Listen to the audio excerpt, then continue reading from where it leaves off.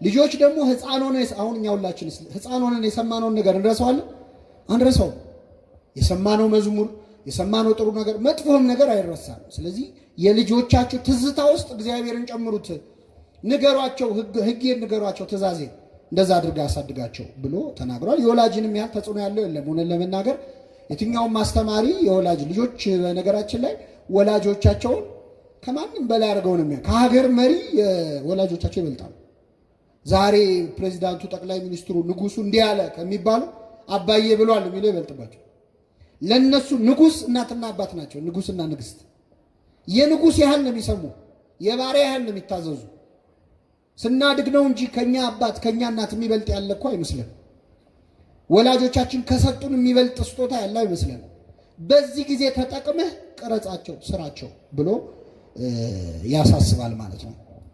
ሌላው ልጆችን እንዴት ነው እንግዲህ የዛሬው ትምህርት ለምናከታተለው ሌላ ሐሳብ እንደ መግቢያ ነውና የተወሰኑ 1 4 5 ነጥቦች ላንሳላችሁ። የመጀመሪያው ልጆችን ማሳደግ ውስጥ ሊረሳ የማይገባው ነገር ለልጆች አርአያ መሆን ነው። ምን መሆን? አርአያ መሆን፣ ምሳሌ መሆን። ብዙ ጊዜ ወላጆች ልጆቻቸውን እንደዚህ አድርጊ እንደዚህ አታድርጊ ብለው እንደውም አንዳንዶች ጽፈው ሊስት አድርገው እዚህ ቤት የሚደረጉ ነገሮችና የማይደረጉ ነገሮች ብለው ያስጠናሉ። ቁጭ አድርገው እንደዚህ አይደረግም፣ አይሰሙም። አትልፉ።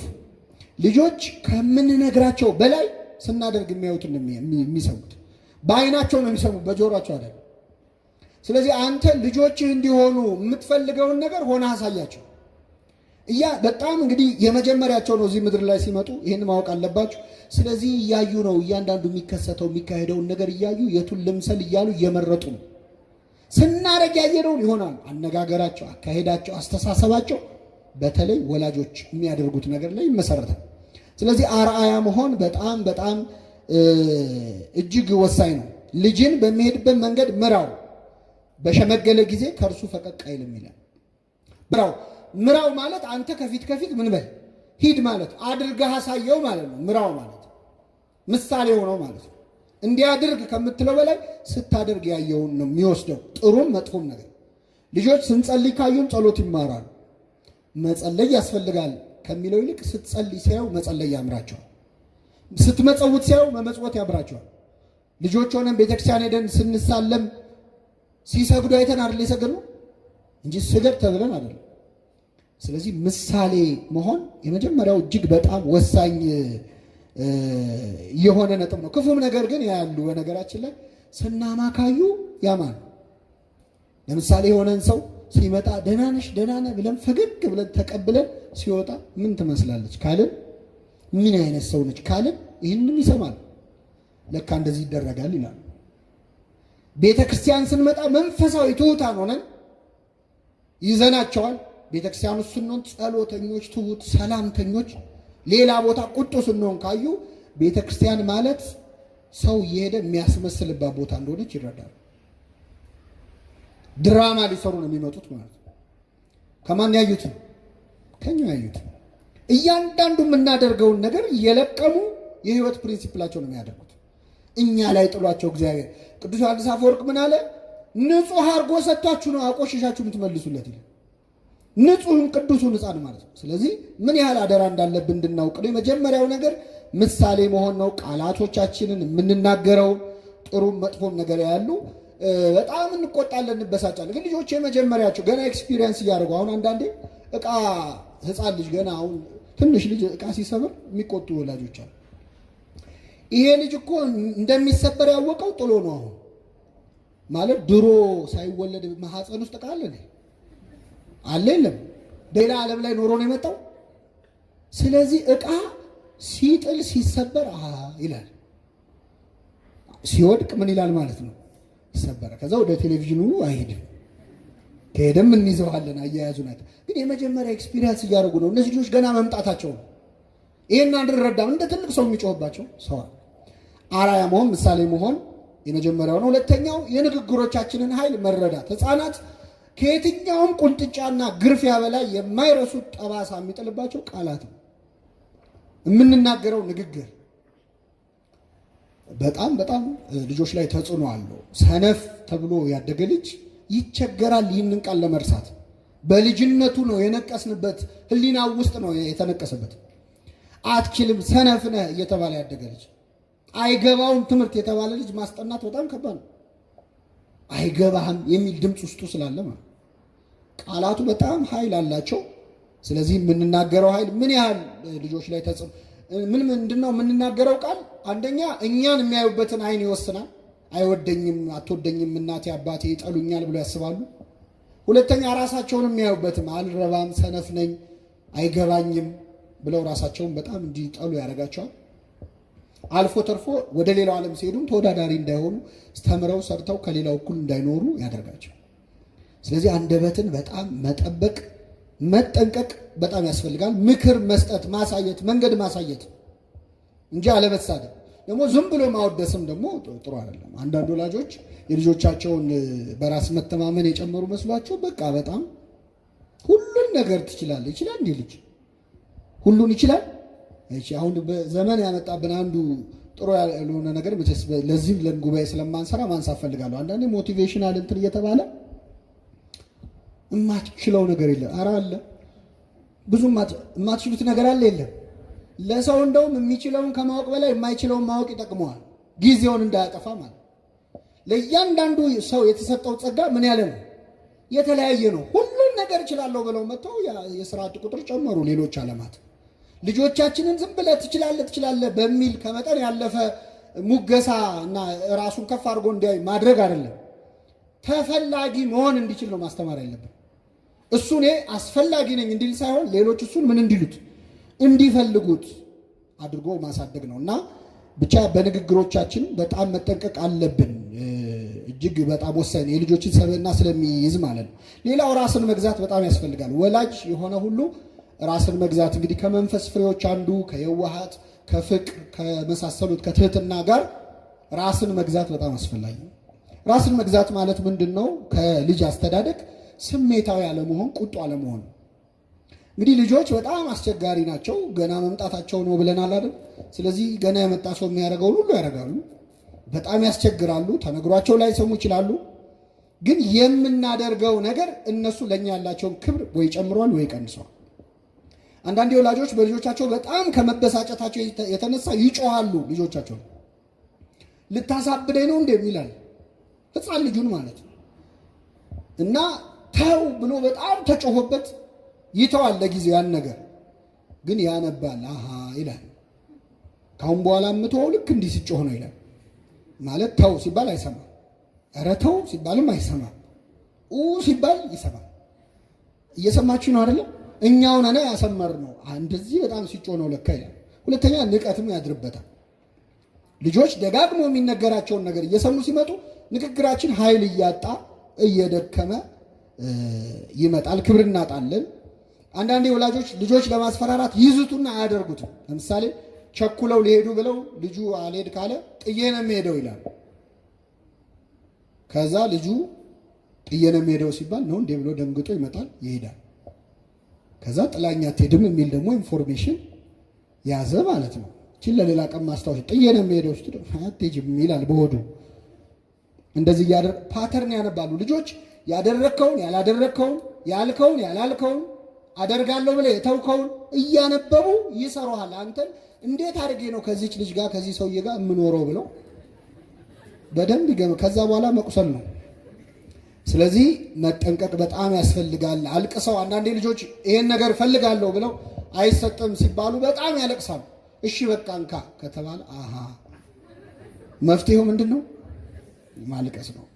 በጣም አስቸጋሪ ነገር ነው። ጥንቃቄ ያስፈልጋል። ራስን መግዛት ማለት ይሄ ነው።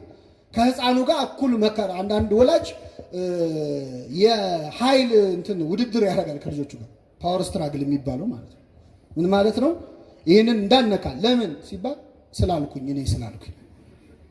አሁን ለልጅ ነው ስልጣን የምታሳየው ለዚህ ህፃን ልጅ እልህ ውስጥ ወደ መግባት ወደ መሳሰለው ነገር ይመጣል። ስለዚህ ራስን መግዛት በጣም አስፈላጊ ነው። ሲናደዱ የምንሆነውን አይተው ነው ስብዕናቸውን የሚወስኑት። በጣም ስንበሳጭ ማለት በጣም ስንቆጣ የምንሆነው ነገር ነው ለእነሱ ህይወት ማለት። እንደዚህ ነው ለካ እያሉ ይገመግሙናል። ራስን መግዛት በጣም ያስፈልጋል። ታማኝነትን ማስተማር ያስፈልጋል። ወላጆች አንዳንዴ ልጆቻቸው ፊት ፍጹም ለመሆን የሚሞክሩ ወላጆች የማይሳሳቱ በቃ እንከን እንደዚህ ብሎ ነገር የለም። ሰው ነን፣ የወለድነውም ሰው ነው። ልጆቹም ሰው እንደወለዳቸው አውቀው ማደግ አለባቸው። የማይሳሳት ምንም ተሳስቼ ነው ባለፈው ያልኩ እንደዚህ ይቅርታ ብንላቸው አንደኛ ለካ እናት አባቴ ሰው ናቸው ይላሉ። ትምህርት አንድ ማለት ነው። ሁለተኛው እነሱም ነገ ቢሳሳቱ ለእኛ መጥተው ምን ይላል ይናገራሉ። ታማኝነትን፣ ድክመትን፣ ማመንን በዛው አስተማርናቸው ማለት ነው። አሁን ችግሩ እኛ ሀገር ባህል ላይ ምንድን ነው መሰላችሁ? አንድ ልጅ ሲያጠፋ ንገረኝ፣ ችግር የለውም አልነካም፣ ምንም ችግር የለውም አይዞ፣ ምንም አልመታም ይባልና ልክ ተናግሮ ሲጨርስ ጥፍጥፍ እናደርገዋል። ይሄ ምት ለጊዜው የሚያመጣውን ቁስል ምናምን አይደለም ማየት ያለባቸው። ይሄ ልጅ ቢሞት ከዚህ በኋላ አይናገርም፣ ንስሐም አይገባም። እያበላሸ ነው ለወደፊቱ ማለት ነው። ንስሐ አባትም ጋር ሄዶ አይናገርም፣ ሳይካትሪስትም ጋር ሄዶ መልስ አይሰጥም፣ ሌላ ሕክምናም ጋር ምንም። ግልጽነቱን ነው እየገደልን ያለ ነው ማለት ነው። ስለዚህ ታማኝነትን ማስተማር እጅግ በጣም አስፈላጊ ነው። በተግሳጽ መቅጣት ያስፈልጋል። እስቲ በሉ በተግሳጽ ምን ማድረግ? መቅጣት ብቻ አይደለም፣ በምን? በተግሳጽ። ቅዱስ ጳውሎስ ከጌታ ምክርና ተግሳጽ ጋር አሳድጓቸዋል።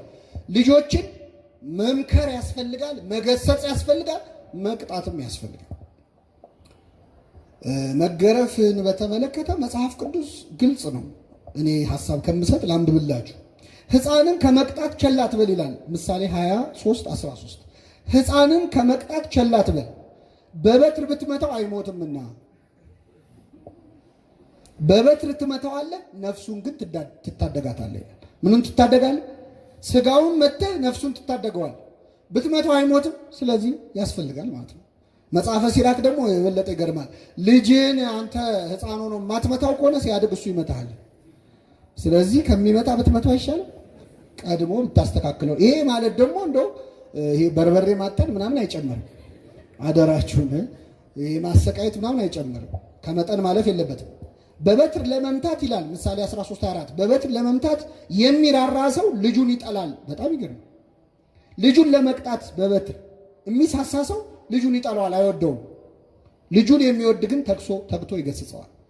ቅዱስ ጳውሎስ ደግሞ ወላጆቻችን ለጥቂት ጊዜ ይቀጡን ነበረ፣ እግዚአብሔር ግን ከቅድስናው እንድንካፈል ለጥቅማችን ይቀጣናል ይላል ዕብራውያን 12:10። ስለዚህ ቅጣት ያስፈልጋል። ነሰሰሪ በትር ላይሆን ይችላል፣ ሌላ አይነት ቅጣቶች ሊሆኑ ይችላሉ። የሆነ ነገር መከልከል ሊሆን ይችላል፣ የሆነ ነገር መፍቀድ ሊሆን ይችላል። ግን ዞሮ ዞሮ ቅጣት ያስፈልጋል። ያስፈልጋል። ግን ቻይልድ አቢዩዝ የሚባለው ነገር ይሄ እሱንም አይደለም። ምን ይላል? ተስፋ ገና ሳለች ልጅህን ገስጽ፣ መሞቱን ግን አትፈልግ ይላል። ምኑን አትፈልግ? ስለዚህ ልጅ ላይ መጨከን አያስፈልግም። ምሳሌ 19:18 ላይ ነው። ስለዚህ ቅጣት፣ ተግሳጽ፣ ምክር በደንብ ያስፈልጋል። በነገርናቸው ቁጥር የህይወት ፕሪንሲፕሎቻቸውን እያስተካከሉ እየተቀረጹ የሚሄዱ ናቸው። ሌላ ጊዜ ኖረው እንደማያውቁ አትርሱት። የመጀመሪያ ወላጆቻቸው እኛ ነን። የመጀመሪያ ኑሯቸው ይሄ ነው። ስለዚህ መንገር ይሰማሉ ልጆች ከሌላ ጨዋት ምናምን በላይ እንደ ትልቅ ሰው አንዳንዴ እንደ ህፃን ልናጫውት ምናምን አንዳንድ ነገር እንደዚህ አይደሉም። ያሁን ልጆች ደግሞ ከኛ በጣም ፈጥነዋል እንደምታውቁት። ይሄ ቤቢ ቶክ የሚባለውን ነገር አይወዱም። እውነተኛ ገጠመኝ ልንገራቸው። አንዲት እናት ትዝ ካላችሁ ድሮ ህፃን ሆነን ሲጠራን የኔ ቆንጆ ምናምን ብሎ ሰው አፉን እንትን አድርጎ የሚያወራው ነገር የለም። እንደዛ ብለው ሲጠሯት ልጅቷ ሴትዮዋ ምን ሆና ነው አለች። እና ሌላ ዓለም ላይ ያለ ነው መረዳት አለባቸው። ዘመኑ ተቀይሯል። ግን በሚገባቸው ቋንቋ ወርደን ለእግዚአብሔር ሲሆን ኮንሲደሬትነስ ይባላል። ወርዶ እንደሚነግረን በቃሉ ቀስ አድርጎ ማስረዳት ያስፈልጋል። 3 ነገሮች ላንሳና የዛሬውን ትምህርታችን እናጠቃልላለን። ማሳደግ የረጅም ጊዜ እቅድ እንደሆነ መርሳት የለብን። ወላጆች ሁልጊዜ ማሳደግ የረጅም ጊዜ እቅድ ነው። ለምሳሌ እዚህ ጋር ዛፍ ቢተከል ዛሬ ከጉባኤው በኋላ ለመታሰቢያ ዛፍ ብንተክል ነገ ጧት መታችሁ በቅሏል አልበቃ ትላላችሁ አንልም። ቀስ ብሎ ዓመትም ሊፈጅ ይችላል፣ 3-4 ዓመትም ሊፈጅ ይችላል። ማሳደግ ማለት ልክ እንደ ዛፉ ነው። ፊዚካሊም ብቻ አይደለም፣ በነፍስም በእውቀትም በጠባይ ቀስ ብሎ ነው የሚያድጉት ህፃናት። ማሳደግ ያንድ ጊዜ እና ወላጆች አንዳንዴ ባጭሩ ነገሮች ማስተካከል ያምራቸዋል። በቀላል ምሳሌ ልስጣችሁ። ለምሳሌ ልጃችን 2 ልጆች ቢኖሩ አንድ አሻንጉሊት ቤት ውስጥ ኖሮ አምጣ አምጣ እየተባባሉ ቢደባደቡ እኛ ደግሞ ከስራ ደክሞ እንደመጣ ነው። እስቲ ገብቼ ርፍ ልበል ስንል የነሱ ጩኸትና ድብድብ ደስ ይላል። በጣም አበሳጭቶ መሮን ምንድነው የምናደርገው? አምጣ አምጣ እያሉ በአንድ አሻንጉሊት ይጣላሉ።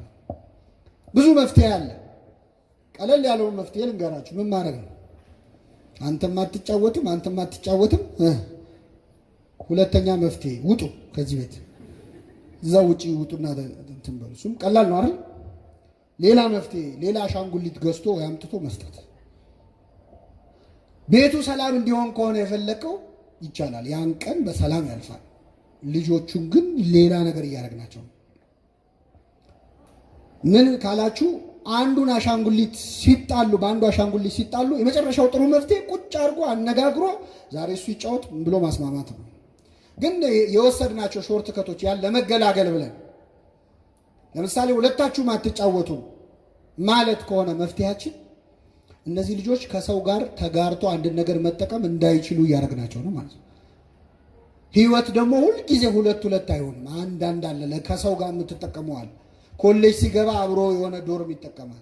ስራ ሲገባ የሆነ ቢሮ የሆነ ሌላው ህይወቱ ላይ ከሰው ጋር ተስማምቶ ተነጋግሮ ተደራድሮ መኖር የሚችልበትን ጥበብ ማስተማሪያ እድላችን ነው። ዛሬ በሰላም መተኛ ከፈለግን ግን እንተዋለን ማለት ነው። እየሰማችሁ ነው አይደል? ጥላችሁ ውጡ ማለት ደግሞ የሆነ ችግር ሲመጣ መሸሽን አስተማር። ስለዚህ ጥሎ ይወጣል። ሌላ አሻንጉሊት መግዛት። አንዳንድ ወላጅ አሁን አሻንጉሊት ብዛት ቤት ውስጥ ልጆች በመሰረቱ አሻንጉሊት በተገዛ በማግስቱ ያስጠላቸዋል። የተገዛ ቀን በጣም አቀባበል ይደረግለታል። ከዛ በኋላ አይኑንም ማየት አይፈልጉም።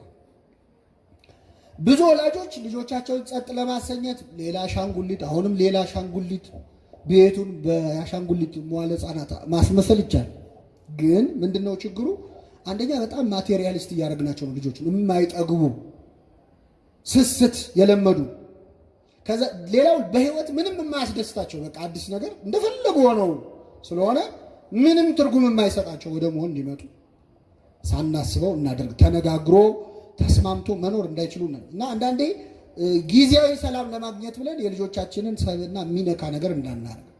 ለምሳሌ አሁን ዛሬ ደክሟት እናት ከስራ ገብታ ልጅ መጥቶ አስጠኝኝ ሂሳብ የቤት ስራ አለብኝ ቢላት ደክሟታል። በጣም ቀላሉ መንገድ ምንድን ነው? መልሱን መናገር። በቃ እንዲህ ነው ብላ ትተኛለች። ልጁ ግን በሂሳብ ትምህርት ዝቅተኛ እንደሚሆን ወሰደች ማለት ነው። ስለዚህ አንዳንድ ጊዜያዊ መፍትሄ እናመጣለን ብለን የልጆቹን የወደፊት ህይወት የተሰጠን አደራ ስለሆነ ከእግዚአብሔር ጥንቃቄ ያስፈልጋል። ሌላው የራሳቸውን ህይወት ትግል እንዲታገሉ ደግሞ እድል መስጠት ያስፈልጋል። እየሰማችሁ ነው? እያንዳንዱ ሰው የራሱ የህይወት ትግል አለው እና አንዳንድ ወላጆች የጠቀሙ መስሏቸው ልጆቻቸውን የሚረዱ ለምሳሌ በቀላል ምሳሌ ወላጆች በጣም ባለጸጎች ብዙ ሀብት ያላቸው ትልቅ ደረጃ የደረሱ ሊሆኑ ይችላል። ግን ሲያድጉ አስተዳደጋቸው በስቃይ ሊሆን ይችላል። ተርበው ተቸግረው አጥተው ትምህርት ቤት ለመማር ምን ብዙ ለፍተው መጨረሻ እግዚአብሔር ድካማቸውን ባርኮላቸው እነሱም ለፍተው ተግተው ሀብት አገኙ ልበላቸው። ብዙዎቹ እዛ ሀብት ላይ ሲደርሱ ምን ይላሉ? ልጄ እኔ የኖርኩትን ህይወት እንዲኖር አልፈልግም። ስለዚህ በቃ ሁሉ ነገር ባፉ ይሆናል። ልጅ ማለት ነው ይሰጠዋል ሁሉ ነገር። እኔ የኖርኩትን እንዳይኖር አልፈልግም የሚሉ ሰዎች ግን ያልተረዱት አሁን የደረሱበት ደረጃ የደረሱት እንደዛ ስለኖሩ ነው። ታግለው ነው። ያ ልጅ የሆነ ያህል የህይወትን ከባድ ገጽታ አይቶ ቢያድግ ኖሮ እነሱን ማከል ይችል ነበር፣ ከነሱን መብለጥ ይችል ነበር። እኔ እያለው ለምን ትለፋለህ ብሎ ግን ለልጅ ሁሉን ነገር አሟልቶ መስጠት ህይወትን እንዳይቀምሰው ማድረግ፣ እንዳይኖረው ማድረግ ማዳከም ነው ማለት ነው። ግልጽ ነው አይደል ሀሳቡ? ስለዚህ የራሳቸውን ትግል እንቁላል፣ አሁን ለምሳሌ ዶሮ እንቁላል ጣለች እና እኛ ጫጩት ነው የምንፈልገው። ጫጩት ለማግኘት ምንድነው ማድረግ ያለው? ጫጩት ለማግኘት ምንድነው የምታረጉት? አቤት ማስታቀፍ፣ ከዛስ መጠበቅ ነው። ከዛ ሲወጣን እንግዲህ ጫጩት። ግን ጊዜ ከማባከን ማንኪያ አምጥተን ብትሰብረው እንቁላል ጠብሶ መብላት ይቻላል። ጫጩት ይወጣል አይወጣም። ስለዚህ ልጆች በጥሰው ሊወጡት የሚገባ እንቁላል አለ በህይወት ውስጥ ማለት ነው፣ መታገል ያለባቸው። ያን እንዳያረጉ ማድረግ ፍቅር ሳይሆን ልጆቹ መግደል ነው፣ ህይወታቸውን ማበላሽ። በጣም ይገርመው ከእንስሳት እንማር መቼስ። ከአይዋፋት ንጉሥ አይዋፍ የሚባለው ንስር ነው እና ንስር ምን ያደርጋል መሰላችሁ? ጎጆውን የሚሰራው በእሾህ ነው። ልክ ጫጩት እንቁላል ሲጥል እሾህ ፈልጎ ከሌላ ቦታ ጎጆውን በእሾህ ይሰራና እንቁላሉን እሾህ መሃል ያደርገዋል። ከዛ ያጫጩት ልክ ሲፈለፈል ሲወጣ ሰብሮ ሲወጣ ማለት ነው ምንድነው የሚጠብቀው ከውጭ? እሾህ። ፎጣ ምናምን ቢያደርግለት ጥሩ ነበር። እሾህ ነው የሚያደርግለት። ሲወጋው እንዲህ ሲል ሲሸሽ፣ ሲወጋው እንዲህ ሲል ክንፉ እየጸና ይመጣል። ልክ ክንፉ በደንብ መዘርጋቱን ሲያውቅ ምን ያደርጋል መሰላችሁ? ጎጆውን ያፈርስበታል። ጎጆውን ላዩ ላይ ሲያፈርስበት ምን ይሆናል? ይበራል። እግዚአብሔርም እንደዚህ እንደ ንስር ተሸከምኳችሁ ይላል። በሕይወታችን መጥቶ የሚያፈርሳቸው ጎጆዎች አሉ፣ እንድንበር ስለሚፈልግ ማለት። ልጆችንም የራሳቸውን ትግል እንዲሄዱ፣ አንዳንድ ወላጅ ደግሞ እሱ ያልጨረሰው ነው። እኔ ዶክተር መሆን ነበር የምፈልገው ልጄ፣ ይቅርታ ዶክተሮች እዚያ አሉና እንደዛ ማለት ያደለ የወላጆቻችሁን ያሳካችሁ እግዚአብሔር ይባርክላችሁ። ግን በጠቅላላው እናንተ ወላጆች ስትሆኑ የእናንተን ያላለቀ እቅድ ልጅ ላይ ማሳካት ማስጨነቅ አያስፈልግም። ሄሮዲያዳ እኮ ዛሬ ቅዱስ ዮሐንስ አይደል እንዴ? አዎ ሄሮዲያዳ እኮ መጥምቁ ዮሐንስን ያስገደለችው በልጇ ሐሳብ አይደለም። በማን ሐሳብ? የራሷን ጉዳይ በልጇ አስፈጸመችው። መጥምቁ ዮሐንስ ሰማዕት እስኪሆን ደረሰ። እና አንዳንድ ወላጆች የነሱን ያላለቀ ጉዳይ በልጅ መፈጸም ማሰብ በጣም ስህተት ነው። የመጨረሻው ልጆች መክሊታቸውን እንዲያውቁ መርዳት ነው። እያንዳንዱ ሰው የየራሱ ጸጋ የየራሱ መክሊት አለው። እግዚአብሔር ሰውን ያለ መክሊት አይፈጥረውም። ሁላችንም የየራሳችን የሆነ የተሰጠን አለ። እኛን የሚመስል ሰው የለም። የእግዚአብሔር ልዩ ስራ ይሄ ነው። አንዱ አንተን የሚመስል አንቺን የሚመስል ሰው የለም። ማንም ከማንም አይበልጥም አያንስም፣ የተለያየን። ስለዚህ አንተ ብቻ ልታደርገው የምትችል ነገር አለ እዚህ ምድር ላይ፣ አንተ ብቻ ልትፈጽመው፣ ሌላ ሰው ሊፈጽመው የማይችል ነገር አለ። ሁሉም ሰው የራሱ ጸጋ አለው፣ መክሊት አለው። ብዙ መክሊቶች አሉ ሊኖር ይችላሉ። 5 የተሰጠው ሊኖር ይችላል። 2 የተሰጠው እንደ ወንጌሉ፣ 1 የተሰጠው ታለንት መክሊት ማለት እሱ። ሁሉም ሰው የሆነ ሀብት ይኖረው። ልጆች ወላጆች ሊያደርጉላቸው የሚችሉት ትልቅ ስጦታ ምንድነው? የመጀመሪያው መክሊታቸውን ፈልገው እንዲያገኙ መርዳት ነው። በምን? ፍላጎቶቻቸውን እንዲሞክሩ፣ ዝንባሌዎቻቸውን ተግባር ላይ በማዋል ራሳቸውን ፈልገው እንዲያገኙ እድል መስጠት፣ ነፃ ማድረግ። ይሄ ትልቅ ትብብር ነው። እኛ ሀገር ግን በተለይ ይሄ ችግር ስላለ ነው ወላጆች የልጆችን መክሊት ሊወስኑ ሁሉ ይችላሉ። በጣም የከፋው ደግሞ ምንድነው? ልጆችን ከሌላ ልጅ ጋር ማወዳደር። እስቲ እንትናን ተመልከቻት፣ እንትናን ተመልከተው፣ እሱ ባለ 5 ሊሆን ይችላል፣ ይሄ ሕፃን ልጅ ባለ 1 መክሊት ሊሆን ይችላል። ለምን እናሰቃየው? በተገላቢጦሹ ይሄ 5 ኖሮት ምናልባት ባለ 1ን እያልንም ሊሆን ይችላል። የእያንዳንዱን ሰው መክሊት የሚያውቀው ማን ብቻ ነው? እግዚአብሔር። ሲሰራበት ይጨመርለታል። ወንጌሉም ላይ ተጨመረለን ነው የሚለው። ያልሰራውን ቀማው፣ የሰራውን ምን አለለት? ጨመረ። እንዲጨመርላቸው ራሳቸውን እንዲያውቁ ማድረግ በጣም ያስፈልጋል። የሰማነውን በልቡናችን ያሳድረብን።